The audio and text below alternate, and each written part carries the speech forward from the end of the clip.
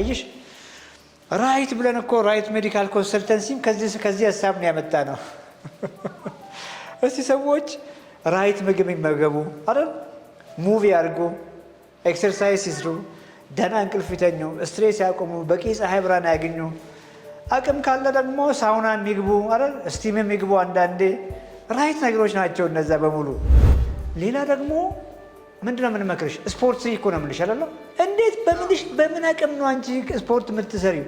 በየትኛው ፍላጎት ነው ስፖርት የምትሰሪው? ከቤት እንኳን መውጣት እምቢ ብሎሽ ቤትሽን ቆልፈሽ የምትውይ ልጅ እንዴት አድርገሽ ነው ተነስተሽ ወጥተሽ ስፖርት የምትሰሪው?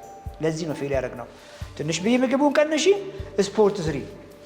ዊ ፌልድ። እውነት ለመናገር ፌል አድርገናል። እንግዲህ ፕሮቲን ሲባል ቶሎ አእምሯችን ላይ የሚመጣው ስጋ፣ አሳ፣ ዶሮ ስጋ፣ እንቁላል። እነሱስ ከየት ያመጡ? እንስሳው ከየት ያመጣ ፕሮቲንን? ፕላንቶችን በልቶ ነው ፕሮቲኑን ያመጣ።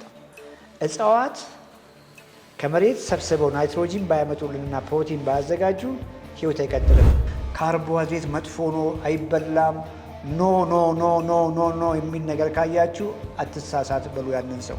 የምግባችሁን የፕሮቲን ማክሮ ከፍ አድርጋችሁ ከጎን ያሉትን ደግሞ ሄልዚ ፋትና ሄልዚ ካርቦችን ዝቅ ስተደርጉ እንደዚህ አይነት ሰውነት ይኖራቸዋል።